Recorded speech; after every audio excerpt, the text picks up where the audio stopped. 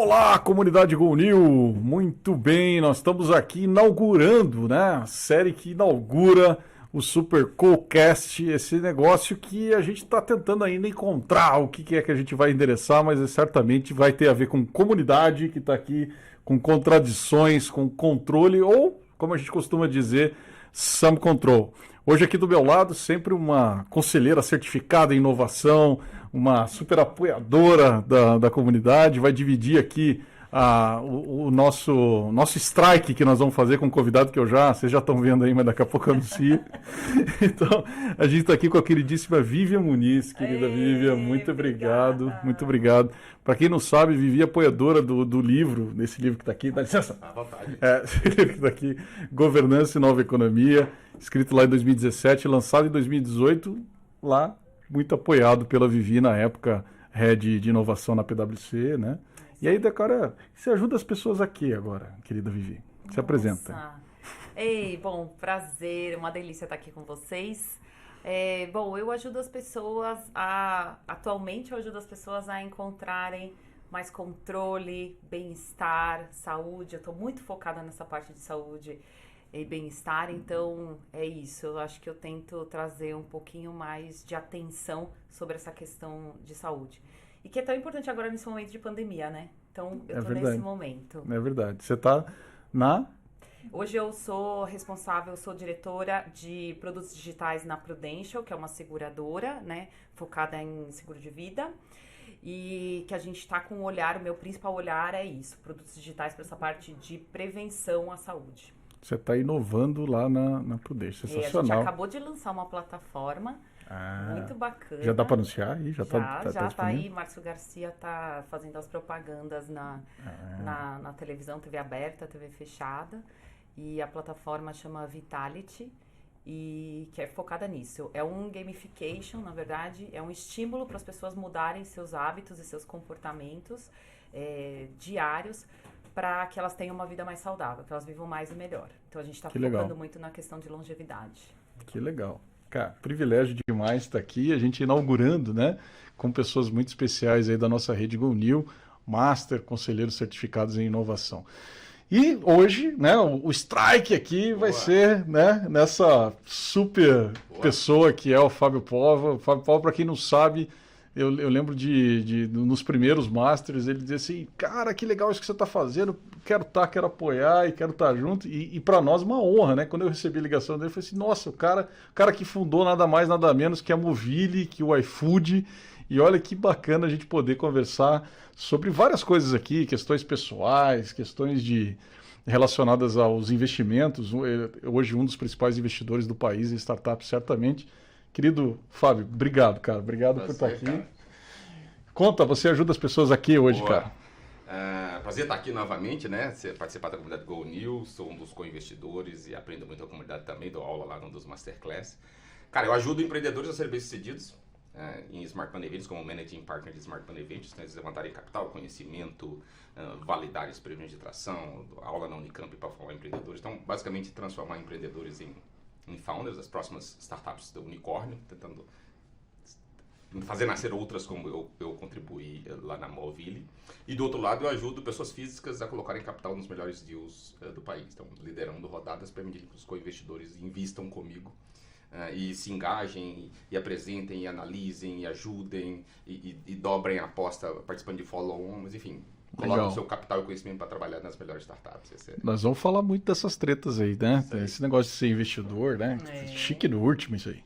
Vamos falar disso. Investidor não, é anjo. Cara. Caiu do céu. Não é investidor, é anjo. Boa.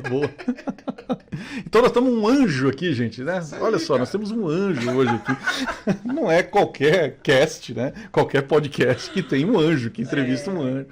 Que honra. Queridíssimo, conta um pouquinho, assim, pra gente começar, por um lado que às vezes as pessoas não têm nem oportunidade de falar, né? Quer dizer, o lado pessoal, assim. Cara, família, teus hobbies, filhos. Conta aí um pouquinho do Fábio que a gente não vê por aí. Boa. Cara, o Fábio é de Goiânia. Eu sou goiano nato ali, né? Criado na Pamonha. Eu tive a oportunidade de fazer engenharia de computação na Unicamp, então eu sou um computeiro, então um computeiro fracassado, os computeiros bem-sucedidos, eles estão em posições de diretoria de TI, VP de operações. Eu sou um mero empreendedor que deu certo em alguma coisa.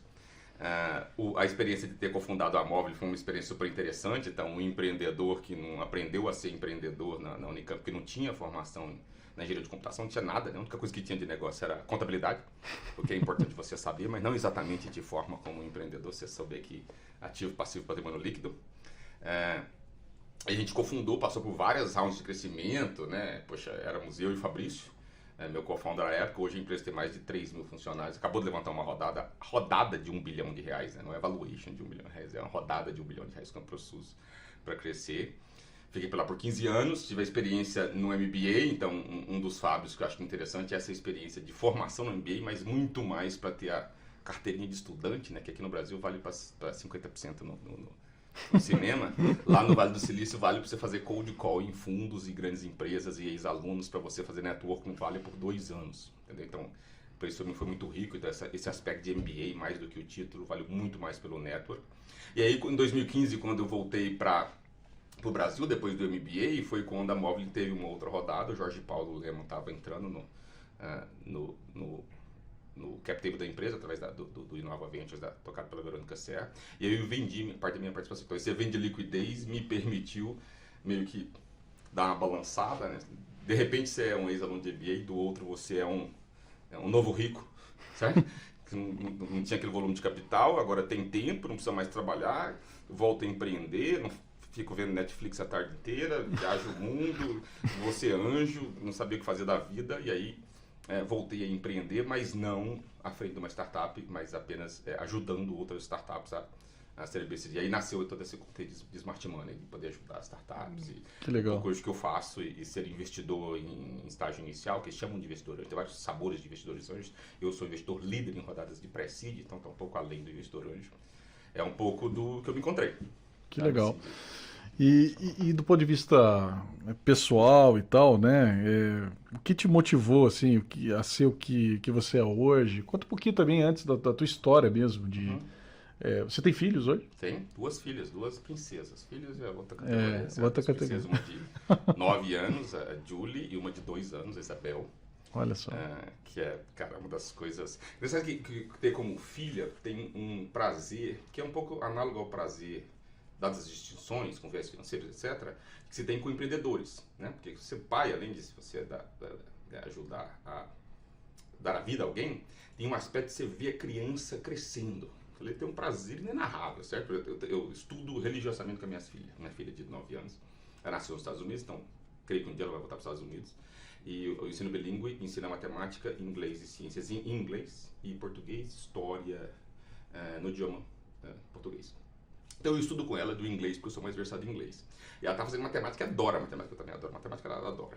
E aí recentemente ela aprendeu a fazer a conta, aquela conta de lá, 65 mais 99, que é uma conta toda quebrada. Ela aprendeu a emprestar o 5 por 99, chegar no 204. E ela, cara, o prazer de ver ela brincando e ela, sabe? Isso é um tesão, assim, que, cara, é inenarrável.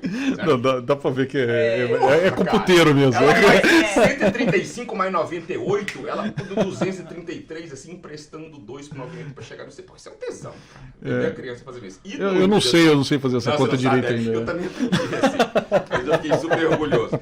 E isso de mais e de menos, porque de menos é uma outra categoria. Nos empreendedores, né, dado o devido desconto, quando você vê um empreendedor, obviamente o cenário é diferente, você está alocando capital, a empresa está querendo crescer, você quer... O grande ganho não é uma pessoa crescer necessariamente, mas também o exit financeiro que você espera ter com liquidez. Então, dados esse devido desconto, que são relações distintas, ver um empreendedor que era um computeiro, um startupeiro, 3 caras, cabação, né, iniciando, com potencial, com talento, mas não é um empresário.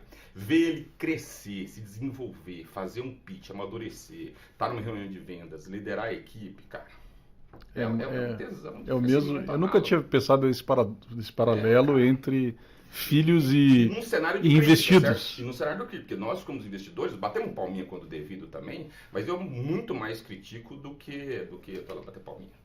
Palminha é nego dar lá like no Instagram, no Facebook, mas essa crítica de pode ser melhor, atual não foi satisfatório, o PPT pode ser melhor, você precisa tracionar, senão você vai levantar nova rodada, etc. Quando ele absorve essas críticas, não como meras pancadas, mas como contribuições ao crescimento da empresa e cresce e floresce, porra, isso é Gama acabou de ter um exit para Anima. Sim. Que é Nós estamos aqui, né? Learning Village. Estamos aqui, esqueci de falar. Estamos aqui no Learning Village da nossa queridíssima HSM com a Singularity University, nova casa da GoNew, onde inclusive, by the way, dia 18 de setembro, Júlia, tô atrapalhado. Em setembro vai ter o Master. O Master, 10 de setembro. A voz da consciência aqui atrás das câmeras me lembrou. 10 de setembro a gente vai estar aqui no Master em Governança, cujo nosso cidadão aqui convidado, sempre desde a primeira turma, tem nos honrado, né? Os cases. Com cases sensacionais. E eu acho que é muito legal, de peito aberto. Fala de últimas vagas. Ligue já. Ligue já. Aqui embaixo, ó. Não arrasta pra cima. Não arrasta pra cima. Vai aparecer um negócio aí pra você clicar aí, clica, manda ver. Mas o queridíssimo Pova, veja, e do ponto de vista assim, hoje você é investidor, né, cara? Você contou um pouquinho disso, né? Você se encontrou investindo, então eu achei legal que eu nunca tinha ouvido isso de você. Você teve um momento aí de exit, e daí depois de vir para ser investidor e do momento de se perguntar, né? O que eu vou fazer da vida agora e tal, né? Eu não vivi nessa proporção que você viveu, porque não foi a móvel, né, que eu criei, outro negocinho menor. Mas vivi uma realidade talvez um pouquinho parecida de, para um garoto pobre que fui, pela primeira vez você dizer por dinheiro quem é dono de quem, como diria Frejá, né? Foi isso, quer dizer, você viveu essa coisa de dizer assim, cara, o aluguel tá pago, as filhas estão endereçadas, eu consigo levar elas até a faculdade, até aparecer aí um outro pangaré aí, né? Que vai aparecer, tá? Eu tô com a Bia de 15, eu tô sabendo de que tá. De 9 eu tenho algum tempo. Mas não vai demorar, tá? Não se anima, não. E ela é bonita como o pai, cara. Então, então vai ser rápido. Ao contrário da sua, mas vamos Mas enfim, cara, o que te motivou então a ser investidor hoje é isso, é cuidar desses filhos empreendedores, assim como você tem aprendido a cuidar Eu fiz disso. um pouco de soul searching ali, né, de busca do que eu quero fazer da vida quando eu tive evento de liquidez, porque foi inesperado, não esperava que acontecesse isso. Eu estava terminando o MBA, vindo para o Brasil, já com outra posição executiva lá na Promon, etc. E aí, quando tem o evento de liquidez, que é um luxo, porque a maior parte dos empreendedores, as pessoas do Brasil, não tem uma injeção de capital inesperada, certo? Que te dá liberdade financeira. E a liberdade financeira vem com a expectativa de, agora o que você quer fazer da vida? Todo mundo se pergunta o que quer fazer da vida, mas às vezes você não pode responder essa pergunta de maneira muito franca, porque, cara, você precisa pagar boleto, certo? Você tem aluguel, você tem escola das crianças, não dá pra você falar, será que eu quero fazer da vida? Quando você tem injeção de capital, como foi o meu caso, foi nada. Não sou bilionário, nada perto disso, mas o aluguel estava pago. O aluguel, luz, água, telefone estava pago. Entendeu? Então você precisa responder mesmo, porque se não responder, você poderia ficar vendo sessão da tarde. Então eu meio que falei, cara, vou empreender de novo, vou ficar vendo sessão da tarde, vou viajar o mundo. Viajei o mundo, fui lá ver Barcelona e Real Madrid lá no Camp Nou, né, uma tesão de futebol com meu pai, tá? Mas você não vai ficar viajando o resto da vida. Né? E aí eu comecei a pensar, pô, eu quero ficar para o empreendedorismo, certo? Eu não preciso do ponto de vista financeiro arrumar um emprego para subir, galgar posições executivas numa grande corporação multinacional. Cara, isso não me... é super válido para várias pessoas, não é o que me deixa motivado. E aí, fazer só uma startup é um negócio all-in, né? Se você vai fazer como um founder all-in, captar, eu precisaria captar porque eu tinha capital. Fazer uma só, voltar a fazer aquele back-office da cozinha que o empreendedor tem que fazer, eu não queria fazer. Eu queria fazer a parte estratégica, ajudar a alavancar com conhecimento, com capital, com experiência, mas fazer em várias, ter aquele prazer do consultor, que tem vários engajamentos, entendeu? Uhum. Mas ele não precisa colocar a mão na massa, certo? Tem um founder, um time, uma aposta, alinhamento de interesse, múltiplas rodadas, skin in the game, etc. Então, nesses experimentos que eu fiz, muitos deles mal sucedidos, mas com vários aprendizados nesse sentido, eu me encontrei como investidor anjo, na época, hoje liderando rodadas. Uhum. Então, o que eu fiz? Tudo que eu aprendi, eu reciclei como aprendizado. Então, quando eu aprendi lá no MBA, a gente teve um curso de Lean Startup com o Steve Blank, o cara escreveu o Startup Manual do Proprietário. O cara que sabe um pouco de coisa nenhuma. É um cara que revolucionou a maneira como se ensina empreendedorismo. Dá aula lá em Harvard, Stanford, Berkeley, Columbia, etc. E aí, quando eu voltei aqui criticando isso, o cara da Unicamp, o diretor de Instituto de Computação, me convidou para ser professor. Você está falando bem de Lean Startup, foi lá o garotinho do Vale, em vez de ficar falando mal aqui, vem cá ser parte da solução e não critica o problema. Aí virei professor, convidado, visitante da Unicamp, para ensinar computeiros como eu fui um dia, essa metodologia de Lean Startup e empreendedorismo. Então, super legal. Comecei a fazer investimento anjo, fiz N merdas, muitos erros iniciais, etc.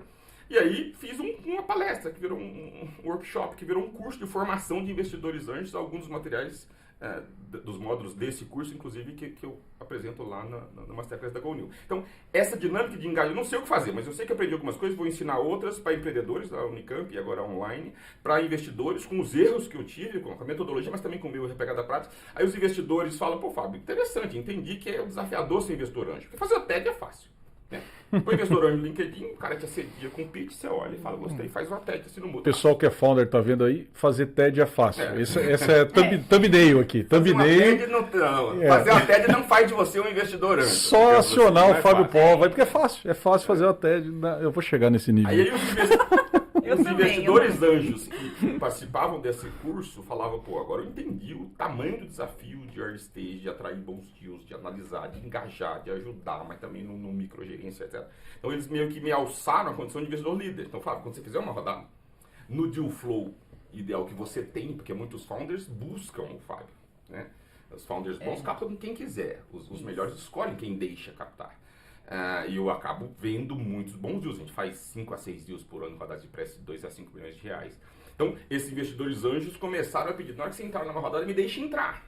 Eu sei o desafio, entendi com o curso o desafio de entrar, selecionar, me permitir colocar capital, os bons founders captam quem quiser. Então, eu acabei nesses experimentos da aula na Unicamp, num curso de investidor anjo, sendo alçado à condição de investidor líder que lidera rodadas de investimento, coloca o meu capital para trabalhar. Eu e meu sócio temos um fundo de 2 milhões de dólares para investir em startups early stage, mas em grande parte das rodadas de 2 a 5 milhões de reais que a gente investe em finanças, fintech, edtechs, de educação, SaaS, B2B e HR techs, são de capital de co-investidores nossos que querem colocar. E o mais interessante não é um co-investidor passivo. Não é o cara que é o LP, bota a grana lá para ver o resultado trimestralmente. Não, são pessoas físicas que querem sentar em conselho, que querem opinar sobre a decisão de investir antes de fazê-lo, que depois que investiu eles querem abrir portas para startup, eles querem colocar, eles querem criticar, eles querem ver o report, eles querem falar com o founder. Então a gente acabou cavando um nicho de rodadas lideradas com um líder claro, não é um grupo de anjos que se cotiza sem prejuízo, os grupos de anjos. São investidores, pessoas físicas que querem mais do que alocar capital, ter webinário, ter conhecimento, ter advisory comigo, participar do processo de análise, abrir porta, criticar a startup, falar com experts, olhar do diligence, ler o memorando de investimento e tomar uma decisão de investimento. Ufa! Nossa!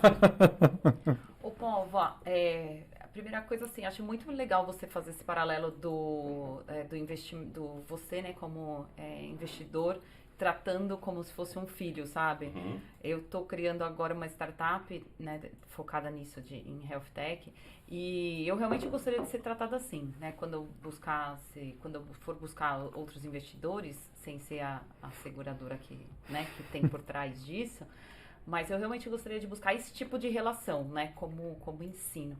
Agora, eu estava aqui pensando, você estava contando a sua história aqui.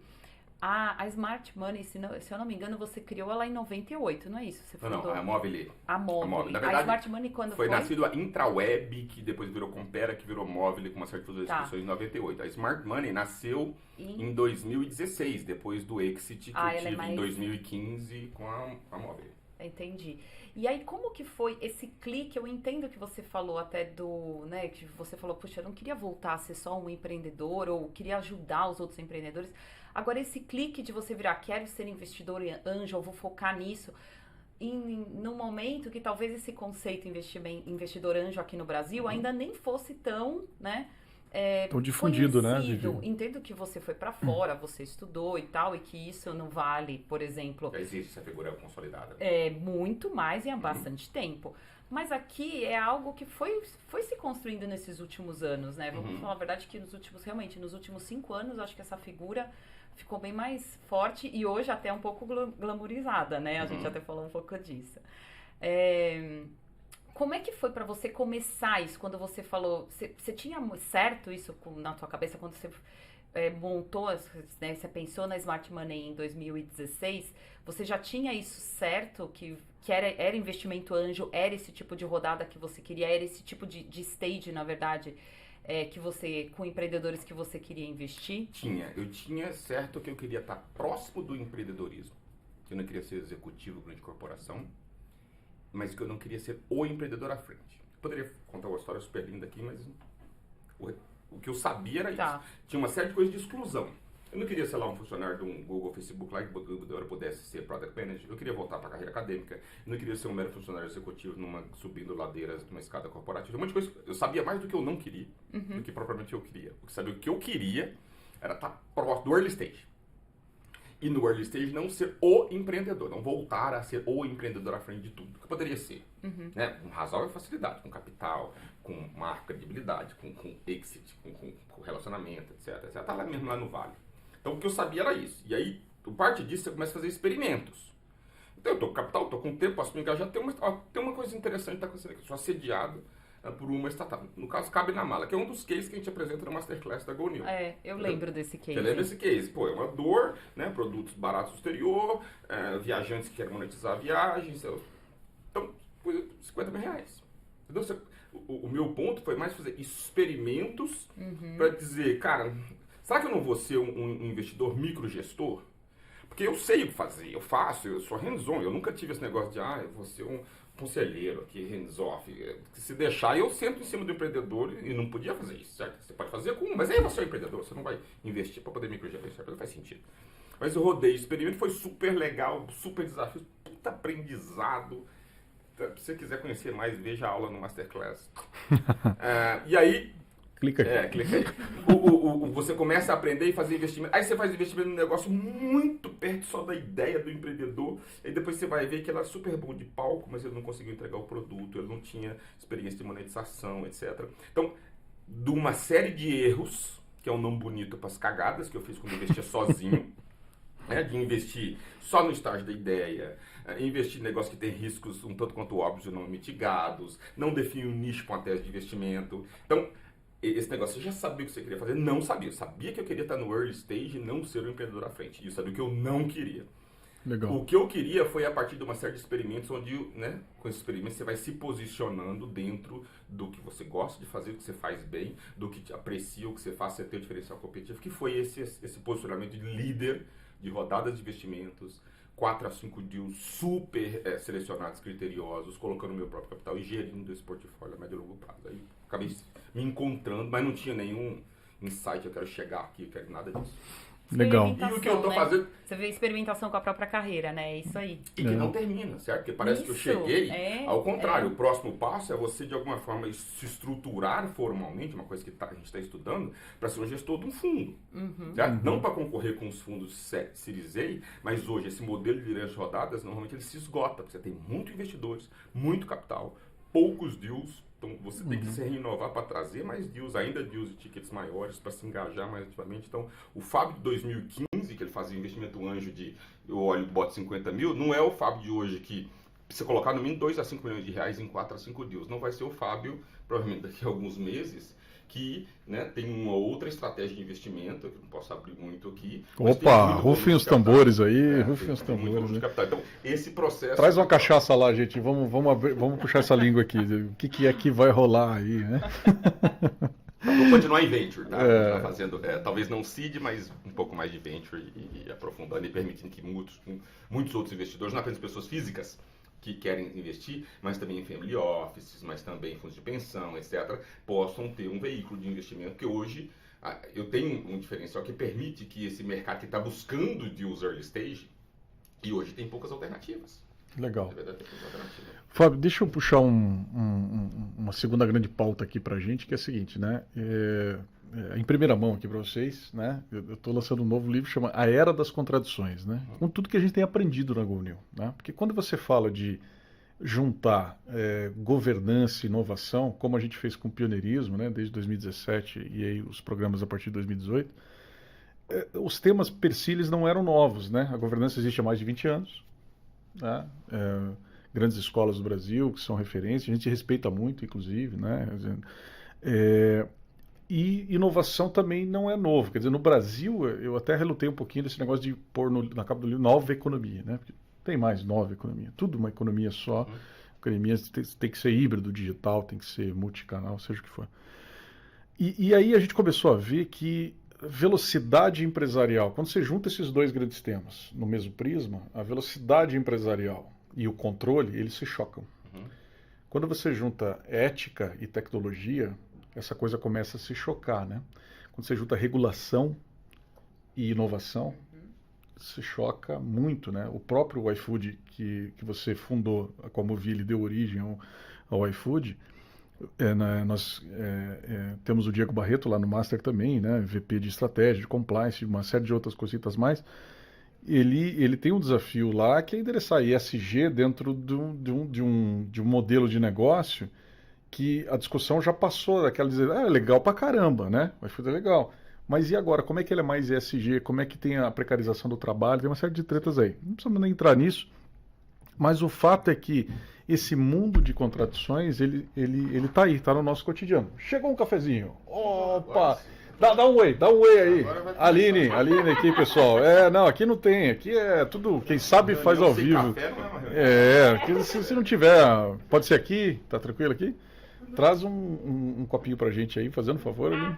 Isso, que daqui tá com água. Vou pegar um copão. Aí, ó. Eita coisa. Já tem açúcar? Tá doce? Não, tem açúcar aqui. Tá bom. Aí tem o copinho aqui. Isso aí, quem sabe faz ao vivo. Tem açúcar aqui. Muito bem. E aí, cara, eu imagino, né, que empreender e investir, né, ele também são games diferentes, né? Uma coisa é você estar de um lado da mesa, outra coisa é você estar do outro lado da mesa. Você tem, talvez, essa rica experiência de ter sentado dos dois lados da mesa, né? Quais são os dilemas que você tem hoje como investidor? Fala um aqui, quer dizer, que não colocar mais a mão muito forte. Que outros dilemas você tem se deparado, assim, desse outro lado da mesa, de ser investidor e tal? Que coisas assim que você diz assim, putz, eu não tinha essa noção aqui desse lado de cá, de ser investidor. Ou ao contrário, que coisas você tem saudade de estar do outro lado lá? Quer um cafezinho? Tem 3 horas de programa aqui, certo? Essa é a pergunta que tem N detalhes. Eu acho que o grande ponto ali no sentido é você entender os pontos de convergência que tem entre o investidor de early stage e os founders, certo? Como se já avisa, né, a falta de alinhamento está na raiz de todos os problemas. Quando você entende entende, articula, estressa, esforça antes de assinar o cheque, você resolve 1 milhão de problemas, né? Quando você seta as expectativas antes de começar. Então, no caso dos investidores anjos, investidores early stage, você está se falando de um portfólio diversificado de startups de alto risco, não porque são apostas arriscadas, é porque é early stage e não está estruturado, não está provado em grandes medidas. Então, né, tem todos os riscos de founders com pouco conhecimento, de mercado não desenvolvido, de tecnologia não comprovada, tem N riscos, tem risco de fraude, tem risco de... Mas a grande premissa nesse sentido os investidores esperam investir numa startup que tracione e escale.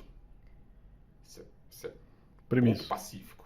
Se for para ser um negócio que anda de lado, você compra uma franquia do McDonald's, 0 risco, cara, bem posicionado, acabou. Você compra uma franquia da Copenhague. Okay? Então, essa é a premissa básica, é a premissa de crescimento e escala. Não é a qualquer custo, é um crescimento sustentável, que possa induzir próximas rodadas de investimento, no valor patrimonial, não é sair queimando capital. Porque se você der R$1 para cada 90 centavos de receita, você cresce, mas aí você queima capital. Então, essa é a premissa básica. Do lado dos founders, tem algo análogo e ele precisa entender que essa é a premissa. Se ele pegar capital achando que o anjo é apoiador, é amigo, vai ficar para todo sempre, não existe para todo sempre. Certo? Nem um fundo de VC espera ter saída depois de 12 anos, no mínimo capital IPO ou um direito de liquidação. Então, quando você estressa, fala, estamos na mesma página que esse negócio precisa crescer aceleradamente, porque se você quiser estar numa zona de conforto, a saída de positivo de lucro para você, o fork money seu de 10 milhões de reais que te deixa numa zona de conforto, não paga a conta do fundo que botou 3 milhões de reais no valuation de 15, cara, entendeu? E para ficar com 10% da empresa. Sair de 10 milhões de reais para você, que é ótimo, que 90% da empresa, para o fundo não é. Entendeu? Então, o grande desafio... Ou seja, expectativas de um lado e do outro de interesse. São diferentes. E aí isso vai esbater quando... O que acontece? Quando o cara entende que tem lá no term sheet que ele tem preferência de liquidação. Tudo isso acontece lá na preferência de liquidação. Quando ele entende, fala, peraí, Quer dizer, então, se a empresa receber investimento de 1 milhão, se a empresa for liquidada por 1,01 milhão, eu levo 1 centavo a isso mesmo. Preferência de liquidação. O cara tem direito de preferência de liquidação. Entendeu? Então tem juros. O mútuo tem juros. Né? Um mútuo é um instrumento de investimento mútuo conversível. Tem juros. Porque se não tiver juros, ele parece estar sendo bypassado como patrocínio. Um investimento transfigurado que poderá então ser convertido em participação limitada, desconfigura a personalidade jurídica, ou o investidor, pessoa física, vai estar exposta a riscos trabalhistas tributários. Entendeu? Então, aqueles juros, e aqueles juros é custo de mercado mais prêmio de risco. Então, quando o investidor anjo faz o investimento e ele cobra CDI mais 3, e o CDI estava 14, agora não está mais, mas estava 14, você pode 17%, então parece que o cara é agiota, não é agiota.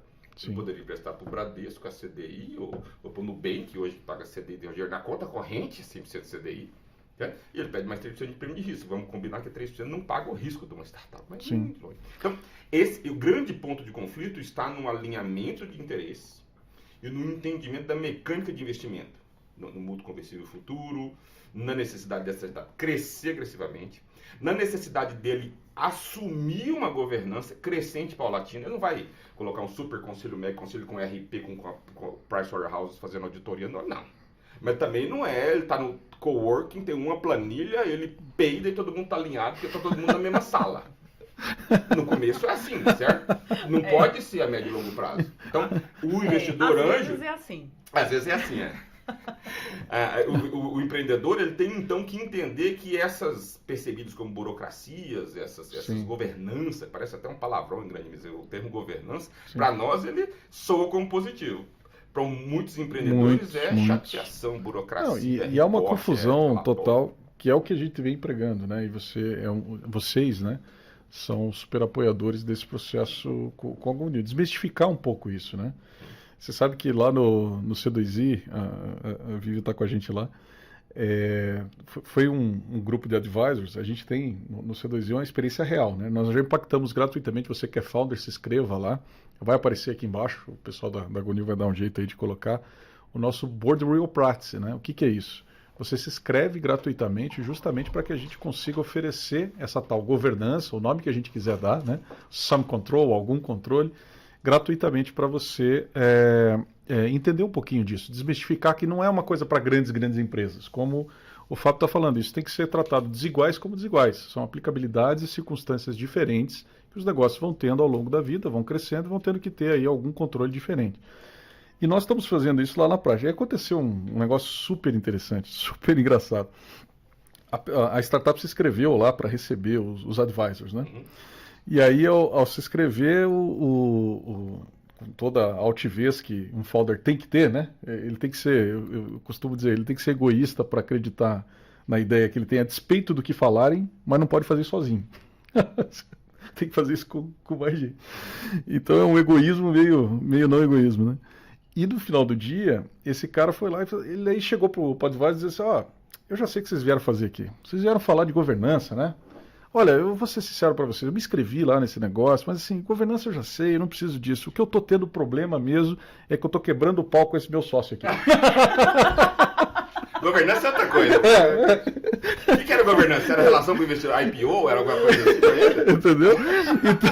Então, assim, a coisa há um termo aí que é inclusive estereotipado, né? As pessoas confundem muito governança com a questão de auditoria, né? E aí vem um pouco isso, a questão de colocar muitos controles, de verificar se eu tô compliance ou não. Eu acho que se confunde muito. E aí talvez ele tenha ido nessa linha. Tem ido nessa linha. A gente achou muito engraçado. Daí a minha resposta no Podvisor foi o seguinte: a gente tem lá um esqueminha que é o second opinion, né? Aí a pessoa traz o que está vivendo numa sessão exclusiva, né? Comigo lá e tal. E aí ele falou: tá, e aí o que eu faço? Eu falei: cara, uma boa e uma notícia desafiadora. A boa é que o que a gente está vendo no programa é justamente o que ele precisa, que é alinhamento societário, a essência de uma governança quando ela... Começo de tudo. É o começo de tudo. A segunda coisa desafiadora é que você vai ter que chamar de outra coisa que não governança, só isso. Dá outro nome. Chama do que você quiser, vai lá, cara. Você sabe que no nosso caso é uma coisa interessante que a gente na conexão com a governança, porque a parte do fundraising tem vários mecanismos, mas ele é relativamente, assim, straightforward. Você tem ali uma ideia que se tangibilizou num produto, que tem um PPT, que já tem tração, tem receita, você monta um pitch, dá o tamanho da oportunidade e né, assedia vários investidores, faz um round ali e levanta uma rodada, certo? Parece simples eu falando, tem uma série de complexidades e desafios, mas um caminho direto, quer dizer, não está muito fora daí. O nosso trabalho como investidor, o trabalho crítico, ele vem depois disso. Porque se tentar analisar o founder, ver se o produto está qualificado, entender o tamanho do mercado, diferenciamento competitivo, cara, a gente consegue fazer com relativa facilidade. Né? Colocar capital, de novo, fazer o Pix até e trazer outros investidores para co-investir com a gente, também não é difícil. O difícil tá o pós-TED, o pós-Pix. Certo? Quando você fala depois, na verdade a gente fala antes para garantir que o depois não seja uma novidade, dizer, olha, então você vai ter que mandar, a gente não pede reporte. Porque o report nesse early stage é um tapa no Excel e num PPT que ele burila e te manda. Isso não é report, né? A gente vai olhar os dados em nuvem SaaS. Eu quero olhar na nuvem. O meu sócio faz só portfólio management, entendeu? Então ele olha na nuvem. Não me manda dado, não. Deixa eu ver volume de acesso do Google, deixa eu ver o Kissmetrics, vamos ver o volume de conexões de Google, vamos ver a conversão no CRM, vamos ver como é que está o seu Pipe Drive. Cara, não me manda nada, deixa eu ver na nuvem. As coisas têm que cruzar, né? A sua receita tem que bater com o fluxo de caixa, tem que bater com o seu faturamento, tem que bater com o regulamento de imposto. É relativamente simples para quem manja do dia de early stage que essas coisas fiquem de pé. Entendeu? E o founder tem que estar confortável com isso. Eu não estou auditando ele, eu estou olhando os dados. Porque alguma informação eu preciso ver. Se ele tiver que parar para fazer report, ele vai gastar mais tempo ainda. Então aí nós vamos sentar, no nosso caso, com eles mensalmente, ou uma periodicidade menor sempre que ele demandar, para repassar a performance dos números. Os números eu sei, nós vamos discutir os números. O PPT eu vou ter lido antes. A gente vai cair nas questões que são críticas, que eu vou apontar, ele já pode trazer também, mas eu vou saber apontar vendo, porque os números não mentem, né? Para quem conhece, sabe olhá-los, entendeu? Então, o founder precisa estar confortável, a gente viu isso em Gama quando a gente entrava, você já entrava caindo nas questões críticas. E isso de uma forma paulatina, porque o que vale no early stage é diferente para o que vale 6 meses depois, que equivale para 2 meses, a gente chama de company building, né? No começo, você tem um nível de governança que é diferente da que vai ter 6 meses depois. Você tem 3 pessoas, é diferente quando você tem 10, é diferente quando você tem 100. Entendeu? Então, o founder entender que ele precisa amadurecer, ele precisa aceitar as sugestões, as contribuições, as críticas, as dúvidas, os questionamentos. Né? A gente faz um experimento, por exemplo, de crítica ao founder para saber a receptividade dele. Às vezes a crítica é até infundada, cara. Mas você coloca ele sob essa pressão. Para saber como é que ele... A crítica é jogar a bola nele. Como ele reage. Interessa o conteúdo da bola. Interessa que ele mata no peito, ele entende, ele valida, ele questiona, ele entende as premissas, ele pondera, ele contrapõe, ele justifica. Ou no limite ele fala, então nesse cenário, a minha decisão é essa, eu não vou aceitar outra. Isso. O conteúdo era pouco importante. Como é que ele tratou a jogada de bola no peito? Ele matou no bola, rolou, falou, entendeu, questionou, ponderou, questionou. Cara. E você chega a fazer isso na fase aí quando você está selecionando? Isso, como um experimento preliminar para saber se ele é coachable. Ótimo. Se eu jogar para ele falar, você é investidor, tem razão, fracasso. Eu não falei isso para ele poder baixar a orelha.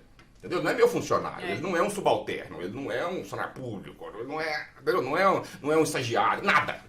Certo? Ele eu quero que ele seja um founder. Ele vai receber outras boladas dessa de cliente, de fornecedor, de concorrente, de todo mundo, da família. Entendeu? Então ele precisa saber lidar com isso, ter opinião forte. Né? Investidores são tipo A, certo? Se for uma Maria, vai com as outras. Sim. Você fala, não serve para ser founder. Então, esses experimentos de coachability a gente faz muito. Puxando aqui ele falou um pouco disso, dos números e tal, que vocês analisam. Os critérios, eu sinto isso normalmente no meu dia a dia. Os critérios são subjetivos, mas os números não. Aqueles números que estão lá na nuvem e tal, que a gente está mostrando de engajamento, tal, o número não mente. Às vezes esse desalinhamento dos critérios, isso é que traz um certo conflito e alguma coisa desse, né, traz os grandes problemas. E aí, como é que você faz esse alinhamento de critérios? Do que é sucesso para você e o que é sucesso para ele? Mas tem 2 fases. Então, a gente procura trazer objetividade, mínima subjetividade possível. No processo de análise, você tem a sua tese de investimento. Caso contrário, você é apenas um investidor com dinheiro sendo bombardeado de pitch para todo lado. Então, o investidor não tem sua tese, ele é alguém ali perdido no tempo e espaço. Certo? Então, essa objetividade, a tese é por definição objetiva, já te permite um filtro. Ela não é um juiz de valor. Então, a tese minha. Early stage, pre-seed, round de 2 a 5 milhões de reais, a cap table não diluído além de 20%, e startups nos nichos de fintech, edtech, HRtech e SaaS B2B. Ah, agrotech é uma bosta? Não, eu não falei isso. Eu falei que minha preferência é essa. Claro, Não é nem juízo de valor sobre o que está fora. Claro. Então, isso te dá uma objetividade muito grande, né? Você vê o faturamento do meu, normalmente você está no mínimo 25 mil reais. Então, quando eu aplico esses critérios, isso podia ser um filtro aplicado na base de dados. Nicho, faturamento mínimo, no nosso caso 25 mil reais, rodada buscando capital de 2 a 5 milhões de reais, com valuation e cap table não diluído. Isso é número, aplica e saiu do filtro. Perfeito. Então, é super objetivo a seleção. Outra coisa é a expectativa de crescimento. A gente espera que ele cresça. Mas cresça numa velocidade absurda. Aquela startup está faturando 25 mil reais, com aquele aporte de 2 a 5 milhões de reais, a nossa expectativa em 2 anos é que ele multiplique por 10 vezes o seu faturamento. Então ele sai de 25 e entrega 250 em 2 anos. Que é o que o posiciona, além de outras coisas, não é só isso, mas isso é base, essa tração saudável, né? Não é queimar capital para crescer, é, né, ter a receita recorrente de tração crescimento positivo. É muito claro, cara, é 25 hoje, é 250 Y mais 2. É obrigado, é meta fazer isso. Não, não é isso, certo? Isso indica que você utilizou bem o capital para explorar canais de tração, vai melhorar o produto, vai contratar gente, mas principalmente vai endereçar desafios de marketing para crescer nesse mercado cujo experimento você já tem, você já está faturando 25 mil reais, entendeu? Então, o nosso mandato para o founder é muito claro. Eu não estou mandando ele faturar 250, ele deve querer crescer também, porque senão não tinha você não busca o capital, rodada. Ele pode ir ali organicamente, tudo bem, não tem nada errado com isso, entendeu? Mas então, isso está alinhado. Pode acontecer um monte de merda no meio do caminho. Né? Pode acontecer de ele andar de lado durante 2 anos. Né? É ruim, não ruim é quebrar. Mas ele pode andar de lado, depois desses 2 anos, eu não vou querer ser sócio dele para todo sempre. É por isso que Board Canvas encaixa como uma luva aí. Você entra nesse endereço que está passando aqui embaixo, nesse momento, que você vai conseguir ter uma coisa muito legal, que é um modelo que nós desenvolvemos, está no meu livro, né, mas ele foi amadurecido e virou uma aplicação. Você entra nesse endereço que está aqui, você consegue avaliar o quanto você está alinhado com o seu sócio. Responde ali um conjuntinho de perguntas e isso te permite, inclusive, convidar seu sócio para responder junto, né? E isso é muito legal, é um dos artefatos que a gente estuda profundamente e vem construindo juntos em comunidade, na verdade. E, aliás, se você achar, puxa, falta essa coisa, tal, manda para a gente, que a gente incorpora dentro desse experimento que deixou de ser do livro ou do Anderson e passou a ser de toda a comunidade GoNew. Hoje a gente já tem mais de 23 mil pessoas, o que é um espanto, né, para aquilo que era um livro, né? Então tem uns malucos como nós aqui que numa sexta-feira, podemos estar falando aqui, que a gente está gravando numa sexta-feira, a gente está na praia, aqui nós estamos discutindo governança, some control, comendo castanha aqui, tomando café, enfim. Tá super Tem pouco divertido. que fazer, não tem coisa melhor para fazer, cara. Vamos pro shopping. Vamos pro shopping, alguma coisa. Querido, e nessa pegada de investir, vamos falar de umas tretas aqui, né? Esse modelo você falou de ser sustentável, né? Esse modelo de investir em startups, ele ainda é um modelo em que, pô, cada 10, meia, tá certo, né? Como é que sai dessa corrida dos ratos, né? Como diria o livro Pai Rico, Pai Pobre, lá, onde tem um jogo de que muitas perdas, dá para sair, não dá, esse é o jogo mesmo, né? O que você pensa sobre isso? Mas a essência do investimento em early stage, de alto risco, pelo estar não comprovadas. No alto risco não é porque alguém está fazendo cassino aqui, certo? Não é porque é fraude, não é porque é pirâmide, né? É porque early stage, não comprovado. E é ambicioso, né? Empresas que querem crescer e dominar o mercado. Porque se você investir, cara, em 10 padarias, 10 provavelmente vão quebrar. Entendeu? Então, o volume de quebra parte do pressuposto que você está tomando risco em negócios com potencial de escala, mas não comprovados.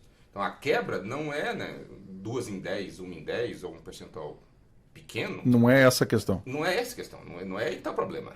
Entendeu? Você abre 10 franquias do McDonald's, mas 10 quebra. E aí? Mas também não escala. Entendeu? Não vai virar um iFood. Então, a quebra, né, olhar da perspectiva de 1 e 10, vamos ver se isso melhora, é só você não tomar risco, o negócio de lado, mas também não cresce. Então, a mecânica é um pouco diferente. Você pode falar sobre diferentes óticas, né? A ótica do founder é ele levar o nível de oportunidade do seu negócio validando, não para poder justificar para o investidor botar o dinheiro, não, isso é depois. Cara, ser o founder é sangue, suor e lágrimas, negócio all-in, pouco provado, você tem que atrair talento, você tem que achar parceiros no crime, porque você não consegue pagar o salário do desenvolvedor que ele ganha no Google, você nunca vai conseguir, certo?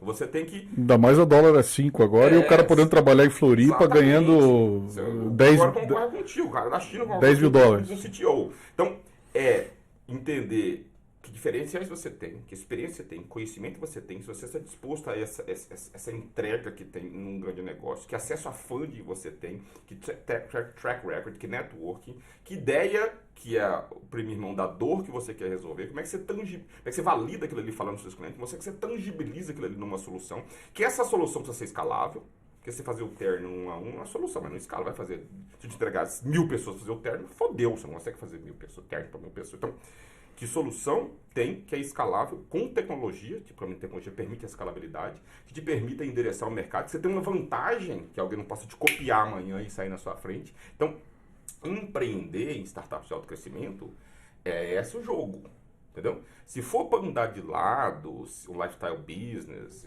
cara, é válido, né? Tem outros negócios, não tem problema você ser uma pequena microempresa, se você é uma empresa clássica, uma franquia, outros de engajamento, você é um influencer, você tem negócios digitais, você tem, né, um infoprodutor, tem outros negócios super válidos, que é a maior parte dos empregos no Brasil. São pequenas e médias empresas que não vão escalar a ponto de ser gigante por restrições ao modelo de negócio, a questão geográfica, etc, etc. Coisas que outras startups, em outros modelos de negócio, não enfrentam. O iFood não enfrenta, não precisa contratar motoboy em todo lugar, não precisa abrir cozinha em todo lugar, entendeu? Então, o jogo de startups de alto crescimento é esse. Não há juízo de valor, não é bom ou é ruim. Precisa saber se você quer ele para você. Você como founder. É um outro game com outras regras. Simples assim. Você quer saber se você quer entrar nesse game. Diferente. É isso. Entendeu? E você não precisa entrar porque é bonito, porque hoje é bonito. Cara, você é founder, você é investidor, etc. Virou cool, né? É cool. A mesma coisa acontece para investidor. O investidor que não faz, por exemplo, nossa base com o investidor, se ele não articular esse conhecimento, se ele não entender que tem diferentes tipos de ativos, com diferente nível de risco, com garantia de FGC ou não tem garantia de FGC, o prazo, o nível de tributação, se ele não entender que o patrimônio dele ele deve diversificar, que ele tem renda fixa, ele tem ações, ele tem multimercado, ele tem startups, ele tem real estate, e ele tem startup, ele tem ações, dentro de ações, ele tem ações líquidas, ele tem startups. É uma classe de ativo. Classe de ativo. Se ele não articular isso, ele pode ser alguém falando, nossa, ouvi falar no unicórnio, você fez a móvel, toma 1 milhão aí, fodeu. Porque a expectativa dele está completamente no que você está fazendo. Ele está achando que eu sou uma espécie de toque Midas, que não existe, entendeu? Então, o investidor também precisa ter essa estrutura racional para, então, saber incorrer em risco, limitar o risco, ter uma carteira diversificada. Então, tem todo esse mise-en-scène, como diria. Essa ponderação. Que é certo ou errado? Não, ele está num percentual pequeno da carteira tomando risco para ter um nível de alfa, um nível de tração e crescimento e captura de valor de crescimento patrimonial nas startups investidas no mercado. E saber fazer isso não sendo o Shark Tanker, né? Se ele ficar com 49% da empresa, lascou. Esse founder tem uma estrutura de incentivos desalinhado, porque quando o bicho pegar, e vai pegar, não é se, é quando... O founder falou, cara, faz o seguinte, estou com essa empresa aí, executo mútuo, vou arrumar um emprego lá no Google, tem 13º, tem férias, tem uma geladeira cheia, não sou seu escravo, era só um founder, quer a empresa pra você, toma a empresa pra você, vou arrumar um emprego e tchau. E aí acabou, você tem 49% do negócio, você não quer tocar, porque senão você era founder, não era investidor hoje. É isso aí. Vou puxar um pouco aqui o tema de ESG, tá bem? A gente, ESG hoje super falado. Uma vez você falou, eu acho que foi numa aula que eu tive com você, que você até comentou, você tem uma fala que é bem interessante, que é assim, quando o tema é muito falado, normalmente pouco se faz. Você sempre fala isso. Não é? Da moda, né? Quando é da moda é difícil. E aí ESG, que, né, hoje se fala muito disso, eu acho que é um tema extremamente relevante, mas se fala muito, né, e talvez, né, não se faça tanto quanto se fale, né. Eu queria ouvir um pouco a sua opinião do que você acha em relação a investimentos ESG. Como que isso, de alguma forma, se você acha que isso tem algum fit com a fase que você, né, com o early stage, por exemplo, que você atua, onde as startups, você falou aqui várias vezes, né, tem uma governança ainda que está se criando, uma jornada muito inicial. Como que esse tema, de alguma forma, já é trazido na mesa para ir nesse tipo de startup, nessa fase? Então, eu queria ouvir um pouquinho sua opinião sobre isso. Acho que é muito particular, caso a caso, em cada uma das startups, porque a agenda ESG, ela se mostra, e os desafios são muito particulares para a realidade particular de cada startup, certo? Então, a agenda ESG que vale para o iFood, por exemplo, pode não valer para o cabe na mala, que é uma questão ali de questão regulatória e tributária, que você vê no estudo de caso. Master em setembro, para Exato. você entender o que é o cabe na mala e os erros que esse cara de peito aberto vai falar sobre E ele. que não vale para um outro startup. Por exemplo, você dá um exemplo concreto, que eu acho que senão fica teórico. Tem uma startup cuja rodada a gente liderou, que vai ser o próximo unicórnio, escrevam aí, chama-se InChurch. É uma startup que permite que organizações religiosas, fala religiosa, você já começa, né? Sim, interagem com seus fiéis. Seja para ter o site da igreja, ter o app que comunica, ter o canal de comunicação, para você não ficar perdido no feed de YouTube, de Instagram, etc, etc. E que tenha também os grupos de comunicação, né, que tem os grupos de estudo, etc, o empreendedorismo religioso, etc.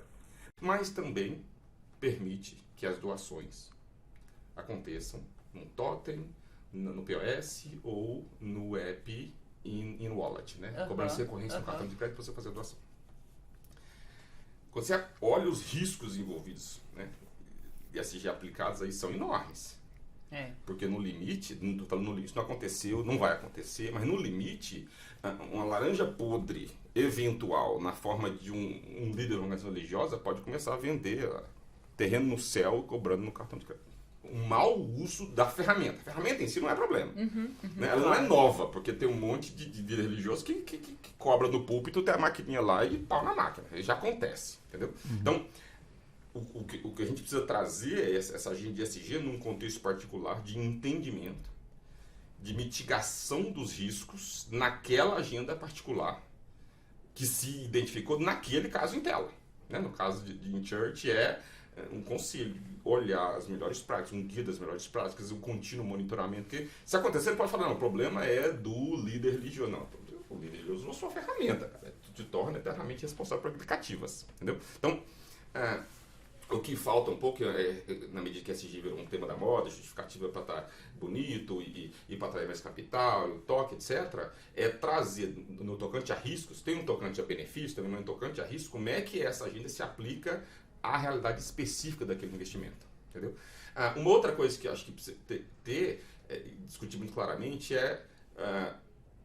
porque a busca pela simples rentabilidade, falando da perspectiva de retorno de investimento, ele pode ser um race to the bottom, certo? Então, rentabilidade, por exemplo, maximização de rentabilidade, você pode deixar, explorar um ponto fraco do elo da cadeia. Certo? Que fosse rentabilidade, você ia pagar o que for possível para um entregador não morrer de fome, mas não mais do que isso, certo? Então, essa discussão no aspecto do valor do trabalho humano, da cobertura mínima de saúde, de benefícios, e ter um acidente que é culpa de quem, ou pelo menos quem provê, quem que ajuda a estruturar, o aspecto regulatório que entra nesse processo, isso precisa ser endereçado. Muito menos porque o governo mandou, mas é porque a sociedade determina, entendeu? Então, em termos genéricos, é o quanto os líderes entendem essa agenda ESG e traz para si, antes de ser cobrado. Depois de ser cobrado, esse trago está feito. É isso aí. Depois que acharem que você está explorando algum dos elementos do seu marketplace, eu quero usar o iFood como exemplo aqui, não estou falando, você está explorando no nosso exemplo do motoboy, ou que você... Cara, o estrago está feito, entendeu? Então, essa agenda de ESG implementada na prática, com exemplos concretos, precisa anteceder uma cobrança que veio do regulador, porque mandou você, tratados como funcionário, pagar 10º e férias, que impacta no modelo de negócios, porque é diferente, né? Então, é legal essa tua perspectiva, quer dizer assim, ESG para uma organização jovial, ela é menos uma questão regulatória e mais uma questão preventiva, e aí talvez reforça até, ética, né, e reforça até o papel do investidor, que é o cara com mais senioridade, com a tua bagagem, que ajuda o cara lá, que está atolado, que ESG é a última coisa que ele pensa em sobreviver, né? Você entendeu? E aí, naturalmente, ele vai deixar outras coisas que não são tão urgentes como laterais. É igual ele deixa a report para o investidor. Vamos falar só do aspecto de governança. Cara, o bicho está pegando, o competidor está te comendo vivo, o cliente está caindo na plataforma, você tem que atrair talento, o fluxo de caixa. A última coisa que vai pensar é falar, não, eu vou preparar reporte para o meu investidor. Porra, cara, tem 200 mil fogos pegando, entendeu? Então, o que ele precisa entender? Ele precisa ter os incentivos corretos para isso estar na agenda dele. O importante isso é dar retorno, ter um alinhamento, permitir que o investidor acompanhe, para depois fazer o follow-on na próxima rodada, etc, etc. Então, essa governança, entre outras coisas, né, permite que ele tenha a melhor prática, que vão ter os investidores alinhados e, mais do que isso, os próximos investidores vendo que ele já tem uma agenda de governança, o que abre a porta para ter um conforto com o investimento. Então, o founder precisa entender que aquilo ali não é uma burocracia não crítica. Porque se aquele report não for mandado com PDF no dia seguinte, ninguém vai morrer por causa disso. O investidor vai ficar triste. Entendeu? Então ele vai despriorizar isso, por quê? Porque ele tem um cliente, uma proposta que precisa mandar, uma competição que ele precisa mandar, um talento-chave que ele precisa atrair, a plataforma caiu, o cliente está fora do ar. Mas um posicionamento errado, algo preconceituoso numa mídia social, por exemplo, pode quebrar ele, pode simplesmente... É verdade. Pode. Isso é o subcontrol para você? Se você fosse definir essa provocação que a gente faz em GoNew, né? Quer dizer, o que é subcontrol para o Fábio como investidor? É aquilo que você já falou aqui, colocar em perspectiva um pouco, tamanho X, característica X, controle X, né? Quer dizer, tamanho Y, controle Y e tal. E essa bagagem de cuidar de coisas, né? Eu acho que você está trazendo aqui que é muito legal, um achado bacana. Cuidar de coisas que naturalmente o founder ele não consegue. Ele não consegue. É o subcontrol na perspectiva do investidor. Isso. Tem os dois ICPs, os Ideal Customer Profile. Tem o do founder, certo? Que ele tenha algum controle aplicado ao stakeholder. O principal do founder é que ele entender a complexidade dos stakeholders que ele tem, certo? De clientes, fornecedores, funcionários, governo, investidores. Entendeu?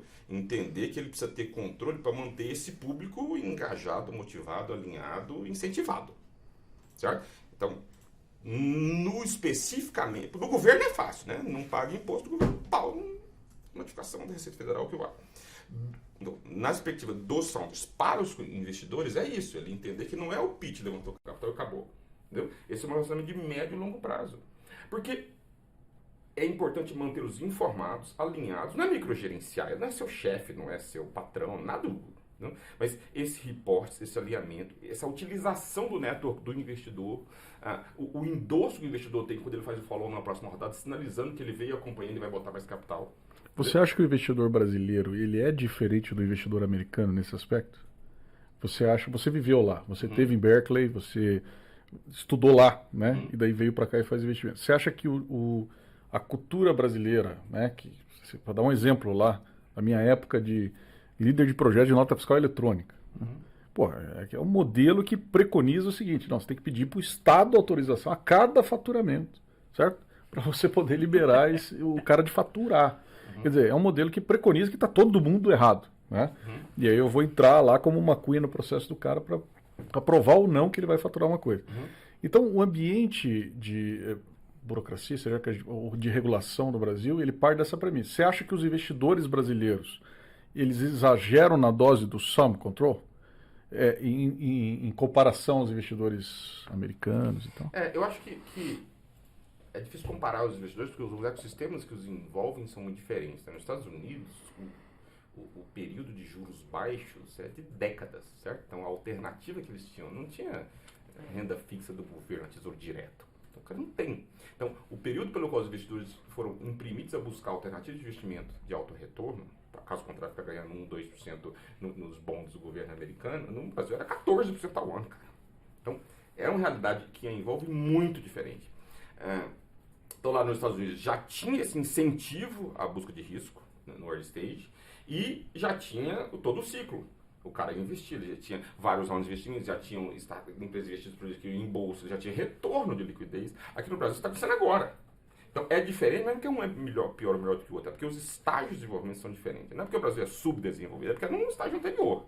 Entendeu? Entendi. Então, agora as pessoas físicas estão tendo que buscar, porque ele ficar olhando lá no DI, não rende, cara. Agora está subindo mais, mas era 2,5%, 3,5% recentemente. Entendeu? Então, o cara precisa buscar outras alternativas. Ele precisa ir para o mercado, ele precisa ir para ações, ele precisa buscar venture, ele precisa fazer investimento anjo, ele vê os unicórnios rodadas monstruosas sendo anunciadas. Então, o investidor pessoa física está se educando a buscar esse risco. E que tem um problema anterior, porque não tem nem educação financeira. Muitos investidores não têm nem educação financeira básica na escola, mas aí é uma outra questão. Além disso, além dessa pressão para buscar o risco, essa capacitação particular com relação ao investimento early stage é muito diferente. Nos Estados Unidos, essa formação para investimentos é consolidada. Aqui no Brasil, mal tem.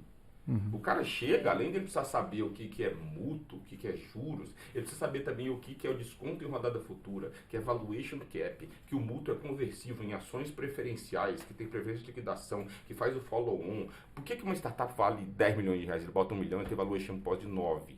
A empresa está falando 25 mil reais, como é que uma empresa fatura 25 mil reais pode valer 9 milhões de reais? Não tem conta para ele entender, entendeu?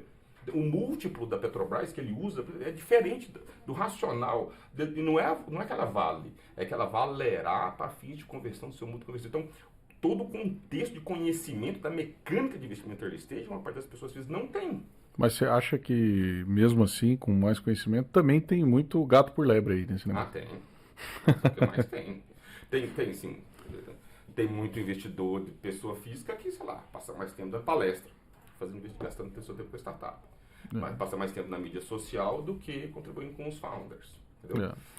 Que veio do mundo de finanças e rolou para baixo de startups. Entendeu? Não tem nada errado com isso. Tem muitos investidores referentes aos Estados Unidos que vinham do mundo financeiro.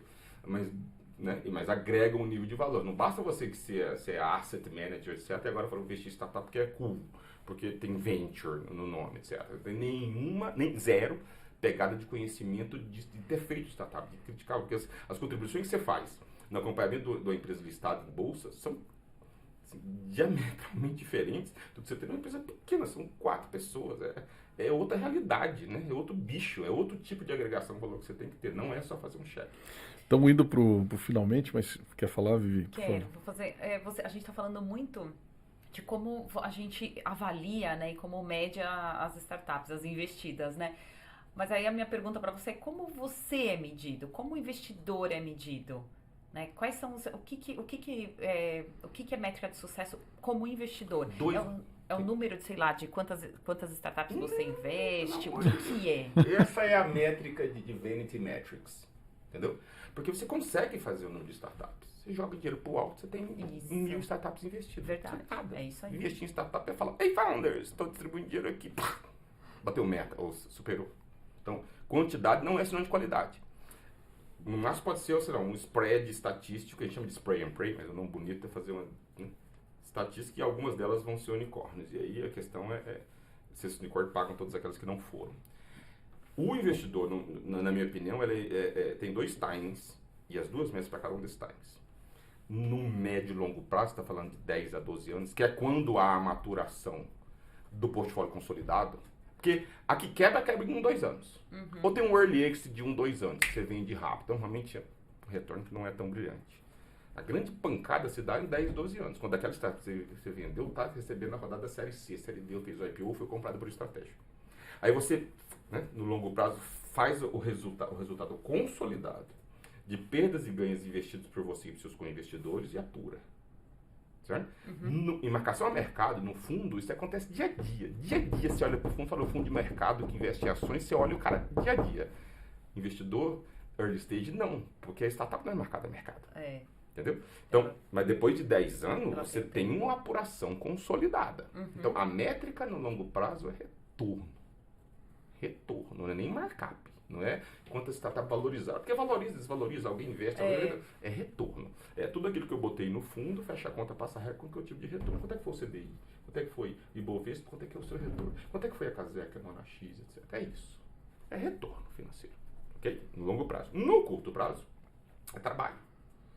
É o quanto os reportes são enviados para os co-investidores, o quanto ela cresce de forma sustentável, quanto cresceu a receita, quanto cresceu a base de clientes, quanto cresceu o engajamento, qual é o tamanho do churn. Então você tem indicadores que são leading indicators para o sucesso financeiro. Não é lucro, porque se é lucro você está otimizando errado. Provavelmente você poderia estar reinvestindo esse capital para crescer mais rápido. Entendeu? Então no curto prazo, e isso é difícil, né? Porque se for num número, cada uma das startups, como é que eu, investidor, estou trabalhando, os reportes estão sendo ouvidos, as questões críticas estão sendo endereçadas, eu estou trazendo bons deals para mim, essa startup está crescendo de forma sustentável, ela levantou nova rodada. A nova rodada é uma grande reabastecida num carro, né? Estou com uma corrida e eu parei e alguém externo veio com a bomba de combustível e falou, esse carro aqui tem potencial para ser o ganhador, aposto nele, vou colocar mais gasolina de alta octanagem. Não ganha corrida, tem muito falando que reabastece o carro e fala, nova rodada, olha eu, ó, virei unicórnio. Amigão, você não ganhou a corrida tá porque não ganha, não tem fim, né? Mas você reabasteceu o carro, você já viu na Fórmula Indy, o cara reabastece o carro e estufa o peito? E sai na mídia, ó, fulano levantou uma nova reabastecida na 10ª rodada. Não tem, cara. Entendeu? Não que ele não deva brindar, não que não seja um milestone, mas é um jogo de longuíssimo prazo. Os investidores, então, medem a mim pela qualidade das startups, dos reportes, dos follow-ons, dos founders, do crescimento, do desenvolvimento, do crescimento da receita, do crescimento do MRR, da receita recorrente, da receita anual recorrente, do churn, da capacidade de levantar nova rodada, da atração de talentos.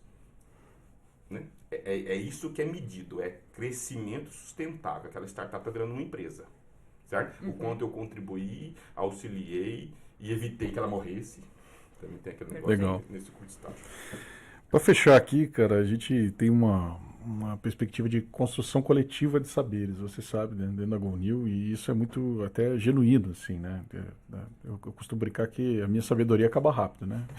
E a governança, ela tem N matizes diferentes, né? Se você pergunta o que é governança para um advogado, né, ele vai dizer compliance. Né? Você pergunta para um contador, ele vai dizer accountability. Você pergunta para um empreendedor como eu, ele vai dizer assim, cara, dá um tempo aí que eu estou vendendo, já volto aqui para responder você. Se você pergunta o que é governança para um investidor, como você, o que você responderia nessa nossa piada aqui? Eu acho que é maturidade.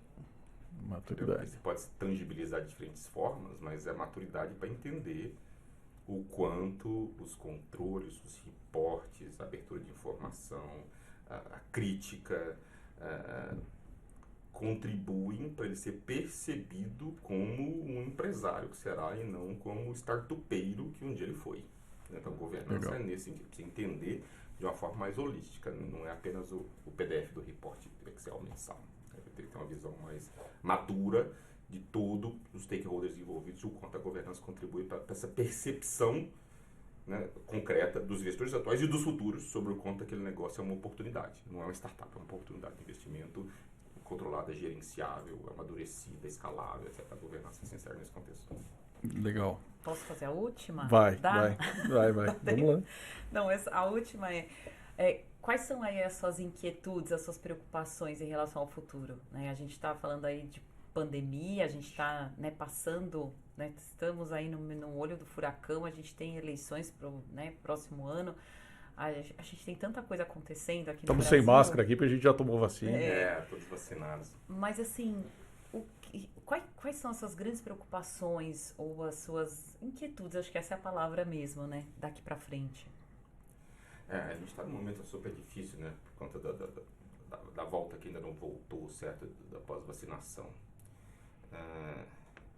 Eu acho que a principal, do ponto de vista de investidor, além das questões de saúde pública, de macroeconomia, as questões políticas, etc., que são críticas, mas falando um pouco do meu mundinho como investidor / empreendedor, investidor de startups early stage, como é que as relações de trabalho vão se consolidar, entendeu? Eu tenho startups e founders que mudaram para o interior e a startup continua crescendo, entendeu? O meu trabalho já era em grande agência digital, eu moro em Campinas e vinha em São Paulo 1 ou 2 vezes por semana, ficava aqui 2 dias, já não venho mais por causa da pandemia, já vinha muito pouco, eu não gosto do trânsito de São Paulo, perdi muito pouco de qualidade na interação com as interações via Zoom, via Google Meet e outros que tais, entendeu? Então, quanto essa digitalização forçada por conta da pandemia, esse distanciamento social, vai se voltar. Que novo normal, né? Para usar um chavão, teremos. Porque eu acredito que ele não vai ser igual ao anterior. Ele não vai ser igual, tá? Não vai ser tudo digital, tudo trancado de casa como está. Mas ele vai ser fundamentalmente diferente. Aí entender como é que essa nova dinâmica que vai existir, esse novo normal, vai impactar as oportunidades de trabalho, de crescimento e os talentos. Isso é fundamental. O talento do ponto de vista de tecnologia, TI, é crítico. Esses caras podem trabalhar em qualquer lugar. lugar. Quando eu trabalho em qualquer lugar, as grandes empresas podem contratar de qualquer lugar, desde que seja capaz de gerenciá-los e engajá-los, entendeu? Isso muda a dinâmica de oportunidade para a gente investir. Muda muito. Por bem em algumas coisas, por mal em muitas outras. Então, entender como é que a poeira vai abaixar e como é que eu vou jogar essa bola. Até para mim. Né? Não fosse as minhas filhas, eu faço questão de estar perto das filhas, eu seria passarinho, né? Batendo asa, porque eu poderia ir para qualquer lugar, né? Agora, me separei recentemente, então eu poderia ir para qualquer lugar e poderia trabalhar. O que me restringia seria o fuso, porque eu quero investir no Brasil, entendeu? Por exemplo, nessa pandemia eu fiquei um tempo em Goiânia com a minha família e meus pais. Eu não perdi em nada, cara. Podia estar em Goiânia, estar no Zimbábue. Entendeu? Na interação, no repasse, no e-mail, na internet, é a mesma coisa. Por que eu vou ficar em Campinas? Por que eu vou ficar em São Paulo? E essa é legal essa perspectiva, né? De pessoas e da mudança, né? E nessa construção coletiva, para fechar aqui, a gente sempre devolve para a comunidade aqui, né? Essa é a nossa ideia desse podcast. Como que a comunidade pode te endereçar, né? Essa seria a inquietude que você deixaria aqui, ô Guril. Pensa sobre isso, né? Quer dizer, a respeito desse novo normal, a respeito de como isso pode impactar a nova dinâmica dos negócios e tal. É nisso que a Guril pode te acho apoiar? que sim, nesses dois stakeholders que eu endereço muito fortemente, certo? Do ponto de vista de founders, muitos da comunidade são potenciais empreendedores, como é que você, talento, né, se posiciona no mercado agora, certo? Você pode pode voltar ao normal, né? Voltar para os escritórios e trabalhar dentro das oportunidades. Você pode não voltar ao normal e fazer o que você fazia no escritório, fazendo de casa. E isso são mudança pequena, certo? É uma questão meramente geográfica. Mas abre-se uma janela de oportunidade. Os grandes investidores e os grandes empreendedores, eles exploram a janela de oportunidade. Entendeu? Os Ubers nascem porque abre-se uma janela de oportunidade dada pela tecnologia, porque tem banda larga, que tem smartphone, tem GPS, entendeu? Então, é isso que participa. A criptomoeda, a essência, Bitcoin, abre-se uma janela, a tecnologia abre uma janela de oportunidade que você se posiciona e explora, de alguma forma. Certo? Então, você vê a mídia social, as conexões entre as pessoas, a existência de um Facebook, abre-se uma oportunidade, né? Dinâmica de mercado, mas também tecnologia, abre-se uma janela de oportunidade. A pandemia, a digitalização forçou uma chacoalhada. Se é bom ou se é ruim, você pode discutir, mas que chacoalhou, não tenho dúvida. Então, como é que isso, essa chacoalhada, pode ser só uma balangada, vacinou e voltou ao mesmo lugar, pode ser que aconteça, mas é pouco provável. Abriu-se uma janela de oportunidade, certo? Várias empresas se posicionaram, outras já estavam posicionadas para navegar, o iFood da vida, o Uber Eats, o Rappi, estavam posicionadas para navegar essa onda. Agora, o grande desafio e provocação para investidores e empreendedores é como é que essa chacoalhada, se voltar ao normal, que não era simplesmente como antes, vacinou, volta no escritório, como é que se posiciona com relação a isso? Olha aí. Comunidade GoNew, tá aí o desafio, né? Vamos juntos aí tentar construir coletivamente saberes e um pouco dessas provocações aqui. Então eu queria super agradecer minha companheira do dia, a Vivi, que sempre foi assim uma grande incentivadora. A gente só está aqui hoje por pessoas como ela, que lá atrás acreditaram aí num maluco aí que escreveu um livro azulzinho, que é meia boca, Hoffmann, é um livro... e por caras como você. Então, cara, muito obrigado. Valeu. Obrigado, mais muito uma obrigado, vez. Fabião. Vivi, pelo convite. Obrigado a todo mundo da comunidade. Acho que 3 pontos que eu queria colocar. Primeiro, o WhatsApp da comunidade GoNew e as diferentes interações são top 3 dos grupos de WhatsApp que eu participo. Que honra. Claramente, certo? E acho que vocês também, sem precisar jogar confete aqui, não. Pelo nível de interação, pelas críticas, pelo conteúdo que é compartilhado, pelos bate-bocas, pelas tretas que acontecem. Pelas pessoas que participam. É um daqueles grupos do WhatsApp que você lê, além da família, dos filhos. Você sempre está dando uma olhada, você lê pelo conteúdo. E a mensagem final com relação aos 2 públicos-alvos que eu queria deixar. Se você é empreendedor e quer levantar smart money, não apenas money, smartmoney.ventures é o nosso website, envia o seu material, mesmo que você ainda não esteja naquele estágio, etc. Então, smartmoney.ventures tem um canal lá para você enviar o seu pitch, material e a gente acompanhar. Se você é investidor, pessoa física e quer começar com o pé direito a investir junto com o investidor líder, também me contata, a gente está estruturando rodadas lideradas, seria interessante ter capital de ótimos investidores. Ele não perdeu a prática de mandar pitch decks, né, em elevador. Obrigado, queridos. Valeu comunidade GoNew. Até o próximo aí. Abração.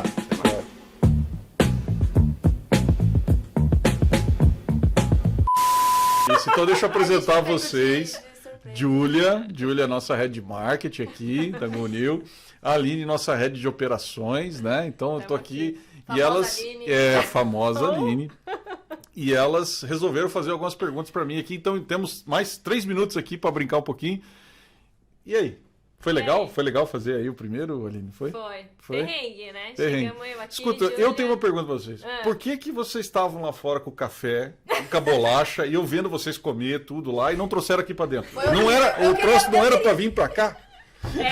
Era. Pois é, então, aí, ó, entregando para vocês. Aqui não dá pra ver, mas tem uma mesinha fora Com que as café. duas estavam comendo, Isso. Esbaldando. bebendo de água e a gente aqui na Nós pagamos uma secura. baba aqui. Aliás, fica o pessoal da HSM, da Singularity, do Vila. Vamos reduzir o preço aí do café, da água também.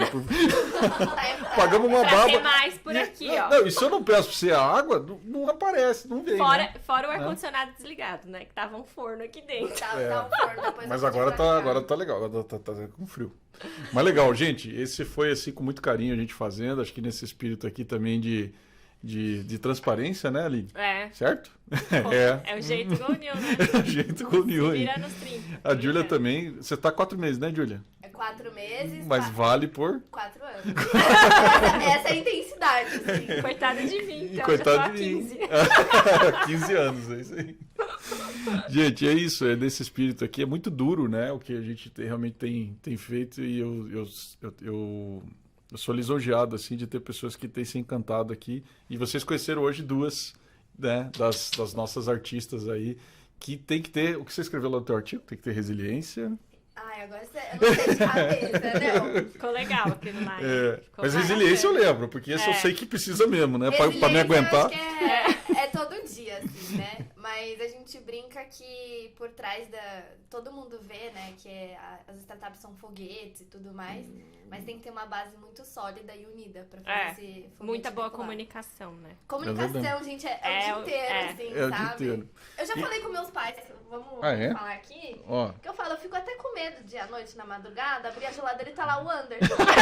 Então, esse é o espírito, entendeu? Você tá sempre ligado a Nossa, é verdade. 220. que Quando eu tem falo. master, essas coisas. eu acho que ela entregou que ela queria me congelar, né? verdade. Quando tem o Master em É. Aline. Meu A Deus do céu. gente acorda de madrugada com pesadelo, achando que perdeu a hora, que deu alguma coisa errada. Enfim, gente, brincadeira aqui no final, pra você conhecer um pouquinho mais da GoNew aí, tá Primeira com a vez gente. que a gente tá vendo pessoalmente também. É, É a verdade, Júlia né, é Júlia? novata. É verdade. Olha só, A Júlia- que eu tô coisa. cansada já de ver o Anderson, mas a Júlia não tinha eu visto também, comigo. eu também. 15 anos, né? Pô, pelo amor de Deus. Anderson se surpreendeu com a minha gigante altura. É verdade. A Júlia é a conselheira do futuro. O que é a conselheira do futuro? Portátil, ela cabe em qualquer lugar. Ela é... Nossa, Corta. Já deu, né? Eu tô entregando demais.